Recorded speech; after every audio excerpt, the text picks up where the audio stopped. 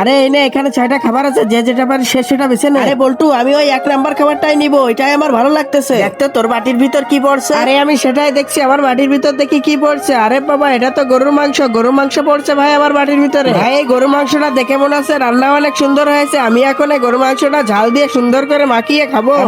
আম, নাম নাম নাম নাম। এই গরুর মাংসটা খেতে যে কি মজা। আরে শালা বল্টু, তুই যদি না খাইস তা বুঝবিই নে। কাজে গরুর মাংসটা একা একা সুন্দর করে খাচ্ছে আর এদিকে বল্টু নালাচ্ছে। আরে শালার মুটকার বাচ্চা, শোন এবার আমি কি করব। আমি লুডুর গুটিটা ফেটাবো, যেই পয়েন্টটা পড়বে সেই পয়েন্টের বাটিটা আমি নিব। এই তো আমার 5 পড়েছে। আচ্ছা ঠিক আছে, আমি তাহলে 5 নাম্বার বাটিটাই নিব। দেখি এবার 5 নাম্বার বাটিতে কি আছে। 5 নাম্বার বাটিতে কি আছে সেটি দেখার আগে বন্ধুরা, একটা মা একটা সন্তানকে কত কষ্ট করে লালন পালন করে মানুষ করে সেটা তো তোমরা সবাই জানো। তাই বলছি, তুমি যদি সত্যিকারের মাকে ভালোবেসে থাকো তাহলে একটা লাইক করে সাবস্ক্রাইব করে যাও। আরে বাপরে, আমার প্লেটে এটা কি বললো? এটা তো করলা শুদ্ধ। আরে আল্লাহ, আমি করলা